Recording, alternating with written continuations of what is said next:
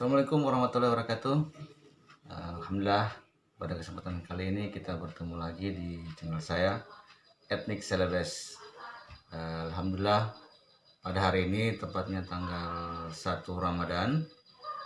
Jadi buat teman-teman yang sedang melaksanakan ibadah puasa Ramadan, saya mengucapkan selamat menunaikan ibadah puasa Ramadan. Mudah-mudahan di bulan Ramadan ini kita diberikan kelimpahan, kemudian kesehatan, kemudian sama-sama kita berdoa supaya wabah corona ini atau COVID-19 ini cepat berlalu. Pada kesempatan kali ini kita akan mencoba membahas seputar pusaka dari suku Kaili, yaitu Parangguma. Jadi saya bercerita sedikit awal mulanya saya mulai senang dengan pusaka ini, pusaka Parangguma ya. Jadi di suku Kaili sendiri ada namanya dikenal Mabunto atau Nakapali. Jadi untuk anak-anak seumuran ya 10-17 tahun ke atas itu sangat tabu untuk memegang pusaka atau peninggalan leluhurnya. Jadi jarang sekali diajarkan kepada anak-anak remaja itu tentang pengetahuan pusaka atau contohnya seperti Parangguma. Jadi sangat tabu lah untuk orang tua atau kakek itu mengajarkan kepada anaknya atau cucunya tentang pusakanya. Jadi kejadian juga sama saya. Jadi saya mulai mengenal pusaka Parangguma ini sejak kuliah ya. Jadi sering buka-buka buku, kemudian lihat koleksi teman, akhirnya mulai mencari, ingin tahu apa sih pusaka dari suku Kaili sendiri yang spesifik atau yang khas dari daerah Sulawesi Tengah sendiri.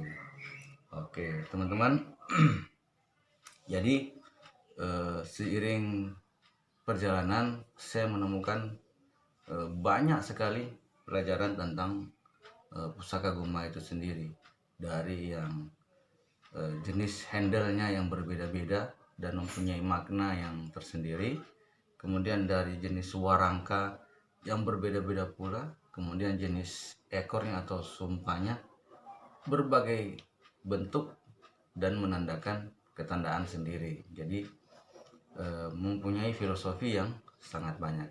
Pada kesempatan kali ini saya ingin ajak teman-teman untuk kita membahas soal pamor yang ada di pusaka Guma. Jadi kita bicara tentang besinya. Sebelumnya saya juga sempat belajar dari teman-teman yang ada di daerah Luwu. Saya mengucapkan banyak terima kasih. Ada Kamarudin yang ada di daerah tinggalnya di Siwa, tapi sering main-main ke Luwu, ke beberapa pandre atau pembuat pusaka yang ada di Kedatuan Luwu. Kemudian teman-teman yang ada di Sulawesi Selatan, yang ada di Palu juga, Bang Arif Setiawan yang anggota TPMBC, Om Guma Silonga, Om Ipul. Nah itu teman-teman saya yang selama ini menemani saya juga dalam belajar mengenai pusaka yang ada di Sulawesi. Oke, lanjut.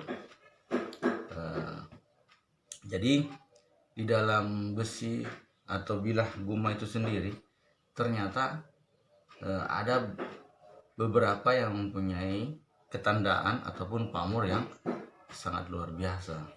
Jadi memang dari kebanyakan Guma atau pusaka itu, contohnya Guma-Guma tempur ya, itu hanya memiliki pamor seperti serat pinang atau namanya kalempangana. Nah itu kebanyakan digunakan oleh pusaka-pusaka yang digunakan untuk bertempur. Ternyata di bilah Guma sendiri ada pusaka yang pamornya lumayan cantik. Saya akan perlihatkan teman-teman. Oke, lanjut lagi teman-teman. Di sini ada 3 bilah pusaka Parangguma yang saya bilang tadi memiliki pamor ataupun ketandaan khusus. Nah, jadi ini ada yang pertama, ini guma ya, jadi saya bilang asal usulnya ya. Nah, ini guma. Kalau misalnya kita ada di tengah kota Palu, berarti dia dari arah sebelah timur kota Palu ya. Nah, kemudian ini dari asalnya dari daerah selatan kota Palu.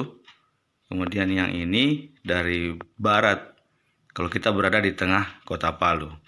Ya, jadi saya sangat beruntung bisa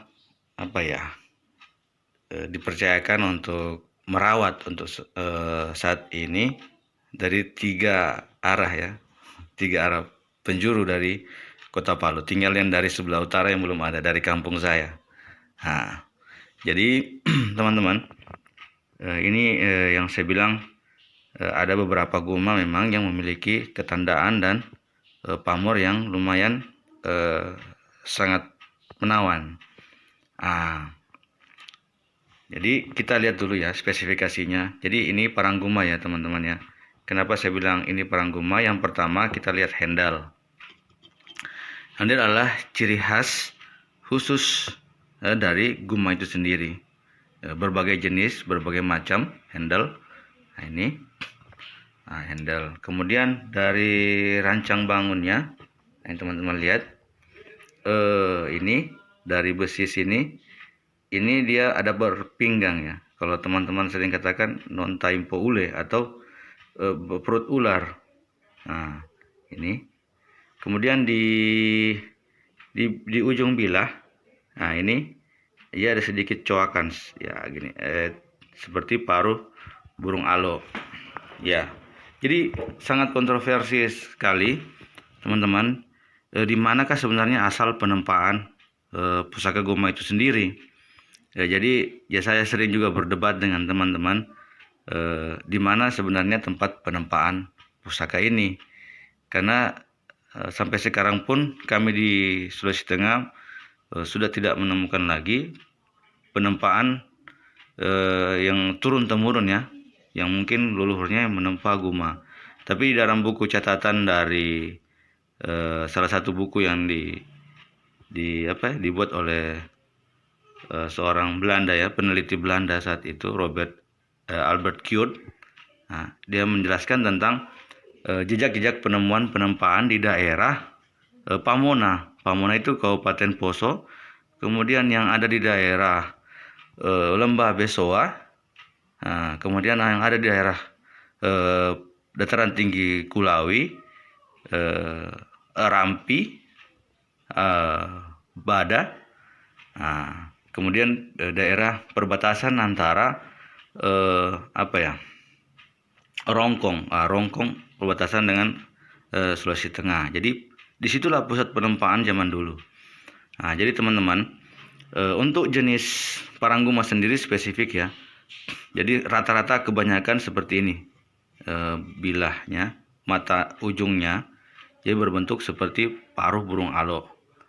Ya, kita bisa bedakan dengan parang alameng ataupun parang sinangke. Jadi kalau alameng dia cenderung bulat ya, kepalanya ini bulat. Filosofinya seperti kayu yang biasa dipakai untuk menenun. Nah, jadi dia bulat seperti ini. Nah, kemudian sinangke itu lebih lurus ya, lurus. Nah, jadi ya entah kesepakatan zaman dahulu mungkin ya, sehingga dibuat rancang bangun yang berbeda antara bilah-bilah tersebut ya. Jadi untuk di daerah dataran tengah kita di Suku Kaili, jadi di jantung Sulawesi ini cenderung lebih seperti paruh burung ya. Ya, itu jadi kita sangat erat keterkaitannya dengan dataran yang ada di pertengahan ya, perbatasan dengan daerah Luwu. Nah, kemudian teman-teman jika melihat, nah ini seperti apa ya, pamor. Nah di sini ada pamor yang namanya pamor kurisi. Nah jadi pamor kurisi ini sangat populer di daerah Luwu. Nah ini pamor kurisi, cuma ini lantaran sudah sudah sangat tua, kursinya agak tenggelam ya, tidak kentara lagi. Tapi ini ya kita fokuskan, ini adalah pamor kurisi. Nah, kurisi sederhana ya. Oke, ya, teman-teman bisa nilai sendiri yang paham tentang pamor di besi, silahkan. Nah ini di sini pangkal besinya, di pangkal sini ini dan tidak ada ketandaan khusus. Nah, jadi cuman serat ini sampai ke ujung, dia adalah kurisi. Iya. Oke, kita balik ya. Di sebelah sini juga, nah, tidak ada ketandaan khusus juga. Oke. Nah, jadi ini ada pemisahan antara bilah pamor dan bilah baja. Jadi sistem baja gantung ya. Ini. Nah, sistem penempaan seperti ini cukup sulit ya. Kemudian menyambungkan antara bilah baja kemudian bilah pamor. Nah, seperti ini. Ya, jadi saya membahas sepintas saja karena ya itulah keterbatasan saya dalam masalah pamor, tapi saya ingin memperlihatkan kepada teman-teman bahwa di bilah guma itu sendiri memiliki pamor yang sangat indah juga. Iya. Oke. Kemudian yang kedua, nah di sini, oke. Ini ada ya sedikit ketandaan seperti ketandaan mati palaja atau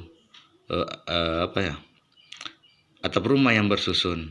Nah, kemudian lanjut ke atas, ini ada seperti pamor yang ketemu dari bawah dengan dari atas. Ya. Ini faktor lipatan ya teman-teman. Ini adalah faktor lipatan yang dibuat oleh sang pandre atau empu. Kemudian lanjut lagi ke atas, ini pamor kurisi. Ya, inilah dia pamor kurisi.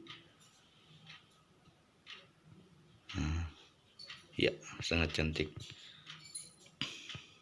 Nah, ini dibilah guma ya. Oke, di baliknya lagi, di sebelahnya lagi, nah, ini ada ketandaan.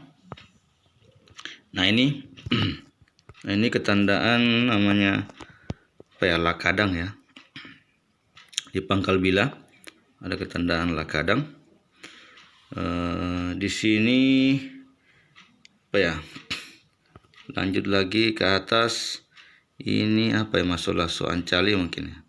Nah, jadi kalau ada salah mungkin teman-teman bisa koreksi apakah ini masuk lasso ancali. Kemudian ke atas lagi tembus ke pamor kurisi ya, pamor kurisi.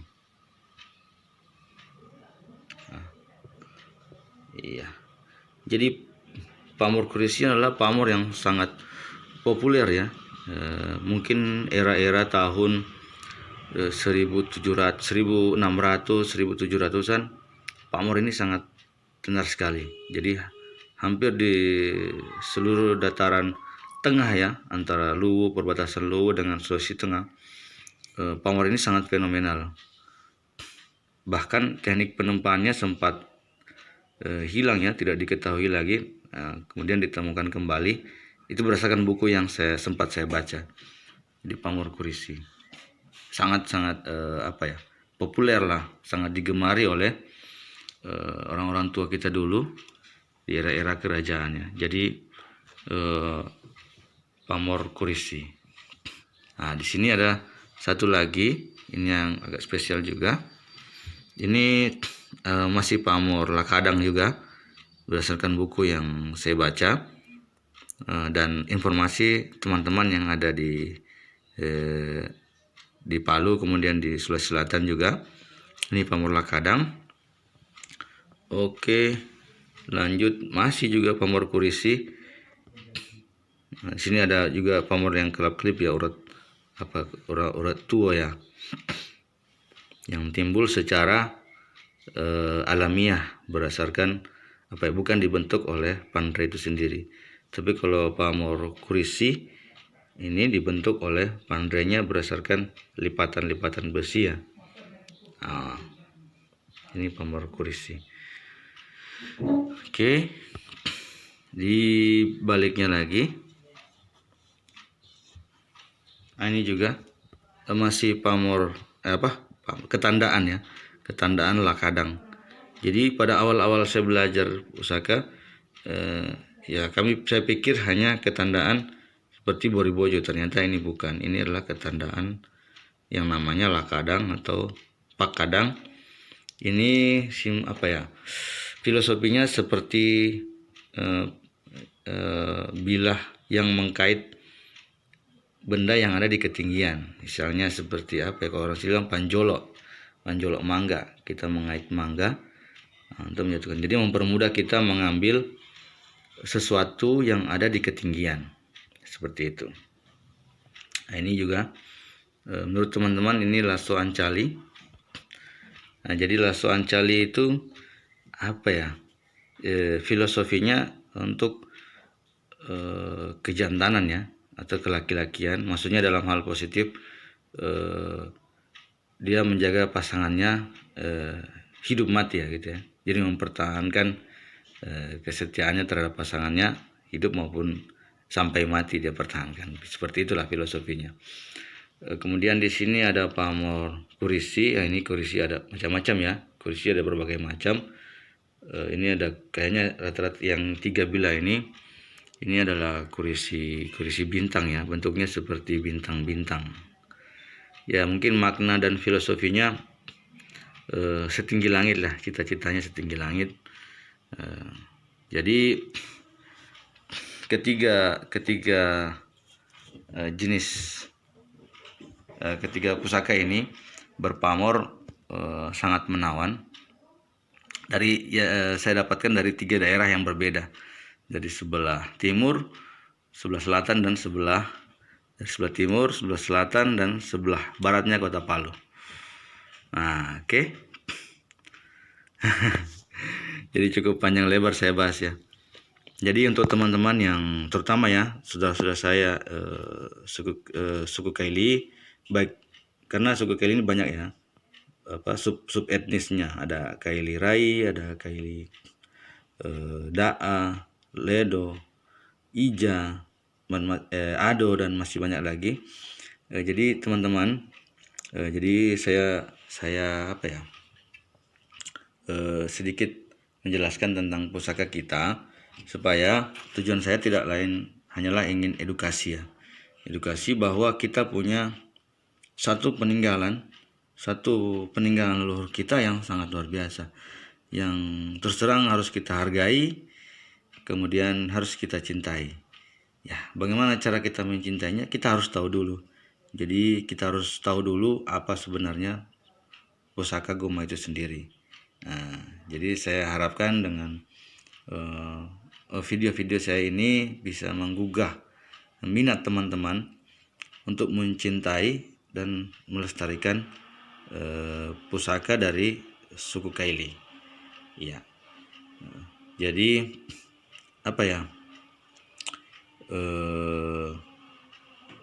sangat